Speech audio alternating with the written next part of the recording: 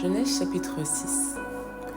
Lorsque les hommes eurent commencé à se multiplier sur la surface de la terre, et que des filles leur furent nées, les fils de Dieu virent que les filles des hommes étaient belles, et ils en prirent pour femmes parmi toutes celles qu'ils choisirent. Alors l'Éternel dit : Mon esprit ne contestera pas à toujours avec l'homme, car l'homme n'est que chair, et ses jours seront de 120 ans. Les géants étaient sur la terre en ces temps-là, après que les fils de Dieu furent venus vers les filles des hommes, et qu'elles leur eurent donné des enfants. Ce sont ces héros qui furent fameux dans l'Antiquité.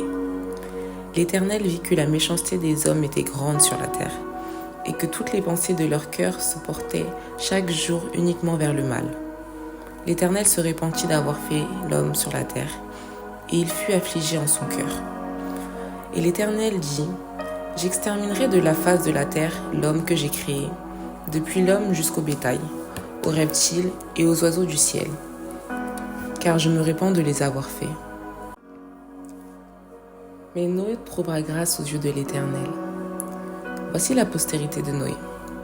Noé était un homme juste et intègre dans son temps. Noé marchait avec Dieu. Noé engendra 3 fils, Sem, Cam et Japheth. La terre était corrompue devant Dieu. La terre était pleine de violence. Dieu regarda la terre et voici, elle était corrompue, car toute chair avait corrompu sa voie sur la terre. Alors Dieu dit à Noé : La fin de toute chair est arrêtée par devant moi, car ils ont rempli la terre de violence. Voici, je vais les détruire avec la terre. Fais-toi une arche de bois de gopher. Tu disposeras cette arche en cellules et tu l'enduiras de points en dedans et en dehors. Voici comment tu la feras. L'arche aura 300 coudées de longueur, 50 coudées de largeur et 30 coudées de hauteur. Tu feras à l'arche une fenêtre que tu réduiras à 1 coudée en haut.